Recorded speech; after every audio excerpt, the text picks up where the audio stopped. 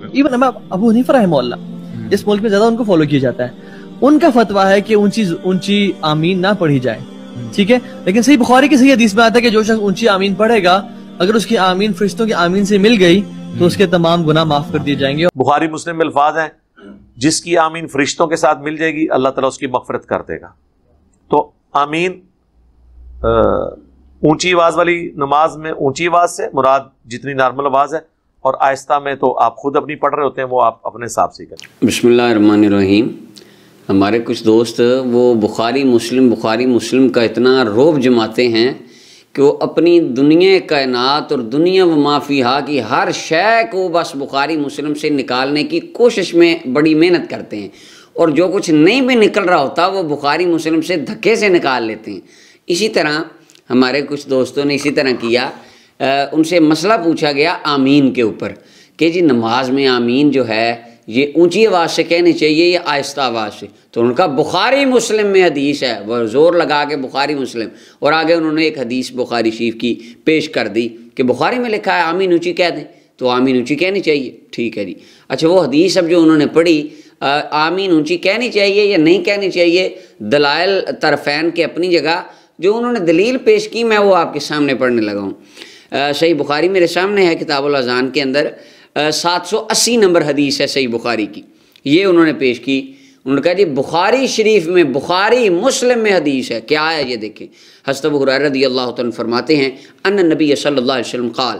آقا کریم صلی اللہ علیہ وسلم نے ارشاد فرمایا اذا امن الامام فامنوا، جب امام آمین کہے تو تم بھی آمین کہو، یعنی مقتدیو تم آمین کہو۔ فإنہ من وافق تامینہ تامین الملائکہ غفر لہ ما تقدم من ذنبہ، جس کی آمین فرشتوں کی آمین کے مطابق ہو گئی اس کے گناہ بخش دیے گئے۔ تو انہوں نے کہا دیکھیں ثابت نہیں ہو گیا آمین اونچی کہنی چاہیے۔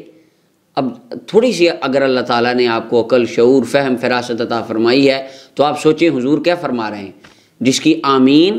ملائکہ کی آمین کے مطابق ہو جائے اس کے گناہ بخش دیے جاتے ہیں۔ کہ آپ کی مسجد میں فرشتے اونچی آواز سے چنگاڑ کے آمین کہتے ہیں، آمین مسجد گرنے والی ہو جائے، اس طرح آمین کہتے ہیں فرشتے کہ جو آپ ان کی مطابقت میں اتنی بلند آواز سے آمین کہہ رہے ہیں۔ اب یہ عقل کی بات ہے۔ اچھا اب اس بات کو بھی چھوڑ دیں، اس حدیث سے انہوں نے دلیل نکالی، دیکھیں آمین اونچی کہنی چاہیے، ثابت ہو گیا۔ کیسے ہوا یہ کوئی پتہ نہیں، بس ہو گیا، بخاری میں ہے، یہ حدیث ہے، ہو گیا، ثابت ہو گیا، ٹھیک ہے جی۔ حدیث میں ایسی کوئی دلیل نہیں ہے کہ آمین اونچی کہو یا حضور علیہ السلام نے آمین خود اونچی کہی ہو، ایسا تو کوئی الفاظ اس حدیث میں نہیں ہے۔ اچھا بالکل یہ ایک پیج آگے صحیح بخاری کے آگے حدیث نمبر 780 میں نے ابھی آپ کے سامنے پیش کی، اس کے بعد آگے حدیث نمبر 796، 16 روایتیں آگے 796 نمبر حدیث ہے، اس کے اندر وہ بھی حضرت ابو ہریرہ رضی اللہ تعالیٰ عنہ سے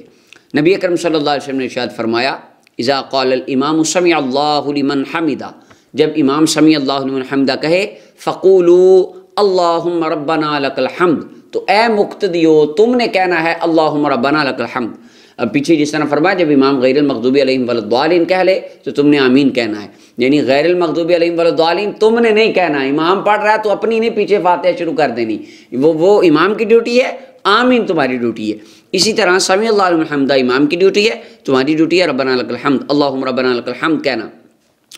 آگے بالکل وہی الفاظ ہیں، حضور فرماتے ہیں فإنہ من وافق قولہ قول الملائکہ غفر لہ ما تقدم من ذنبہ، جس کا قول فرشتوں کے قول کے مطابق ہو جائے اس کے گناہ بخش دیے جاتے ہیں۔ اب میری ان دوستوں سے گزارش ہے جنہوں نے بخاری کی حدیث نمبر 780 سے اونچی آمین نکالی تو سمیع اللہ لمن حمدہ کے بعد اللہم ربنا لک الحمد اونچی کیوں نہیں نکالی؟ اور اگر ربنا لک الحمد آہستہ ہے تو آمین اونچی کیوں ہے؟ اور اگر آمین اونچی ہے تو ربنا لک الحمد آہستہ کیوں ہے؟ کیونکہ حدیث دونوں کے بارے میں ایک ہے، اور جس سے آپ استدلال کر رہے ہیں سیم وہی الفاظ ربنا لک الحمد کے بارے میں اللہ کے محبوب صلی اللہ علیہ وسلم نے فرمائے ہیں۔ تو اصول تو یہی بنتا ہے یہ دونوں آہستہ پڑھی جائیں یا دونوں اونچی آواز سے پڑھی جائیں، جس طرح کہ ہم ان دونوں کو آہستہ پڑھتے ہیں کیونکہ نبی اکرم صلی اللہ علیہ وسلم آپ نے ان دونوں کو آہستہ آواز سے ہی پڑھا ہے۔ مستدرک امام حاکم کے اندر وہ حدیث ہے وائل بن حجر رضی اللہ عنہ کی کہ حضور نے جب غیر المغضوب علیہم ولا الضالین پڑھا تو آپ نے آمین کہا تو اپنی آواز کو پست رکھا، اور حضرت عبداللہ ابن مسعود رضی اللہ عنہ سے طبرانی کبیر کے اندر ہے، حضرت مولا علی رضی اللہ تعالیٰ عنہ دیگر اصحاب سے ہے کہ وہ آمین آہستہ